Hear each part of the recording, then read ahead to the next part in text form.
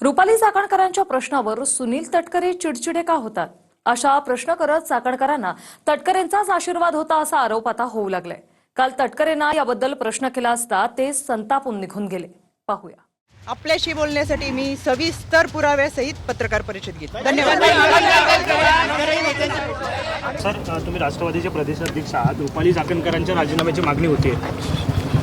Sir, तुम्ही प्रतिक्रिया काय नेमकी? कारण मागणी होतीये, विरोधक मागणी करतात। सर, चाकणकरांवर प्रश्न विचारल्यानंतर सुनील तटकरेंची चिडचिड का होते अशी टीका आता विरोधक करू लागलेत।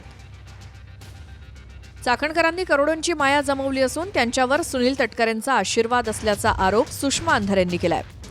काल पहिल्यांदाच रुपाली चाकणकरांनी पत्रकार परिषदेत पत्रकारांचेच प्रश्न न घेता पुरावे आल्यानंतर सविस्तर बोलेन म्हणून पत्रकार परिषद सोडून निघून गेल्या।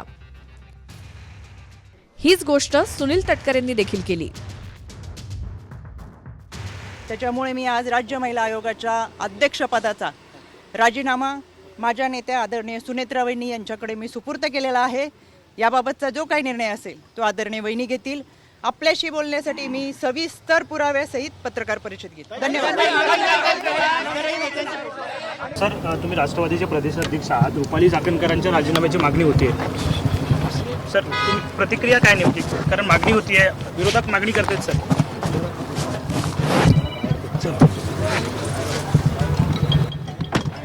आजचा क्षण हा वेगळा आहे।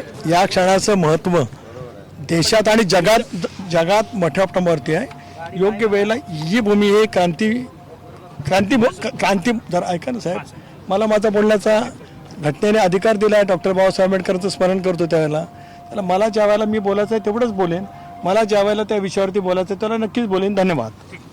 प्रत्येक पदोपदी रुपाली चाकणकरांना कोणी वाचवत असेल तर ते एकमेव नाव म्हणजे सुनील तटकरे। त्यांना पदोपदी वाचवणं, त्यांना पाठीशी घालणं, त्यांच्यावर काही न येऊ देणं, ते त्यांना कोणी काही बोललं की चिडाचिडी करणं, हे एकदा नाही असंख्य वेळा आपण बघतोय। आता एवढे पैसे माया जमवलेली आहे, 400-500 कोटी रुपये जमवलेले आहेत।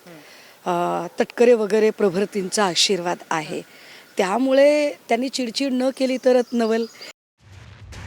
फलटणमधील डॉक्टर संपदा मुंडे हत्या प्रकरणात देखील चाकणकर वादात आल्या होत्या। महिला आयोगाच्या अध्यक्ष असूनही त्यांनीच मृत महिलेच्या चारित्र्याबद्दल केलेली टिप्पणी वादात आली होती।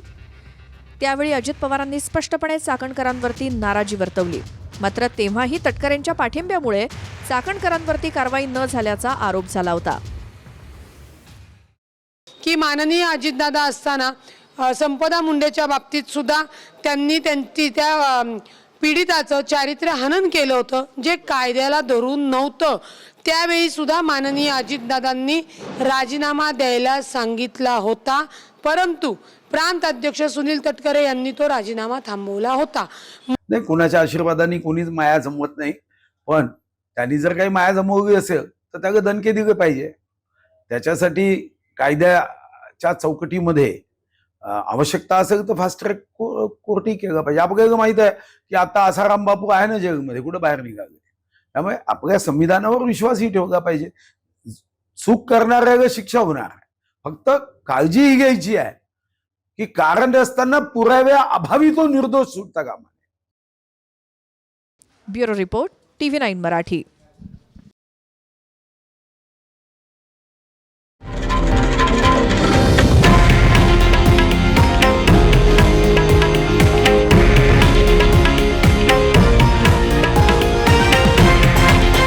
हे आहे देशातील नंबर 1 न्यूज नेटवर्क आणि आपण पाहत आहात TV9 मराठी, एकमेव।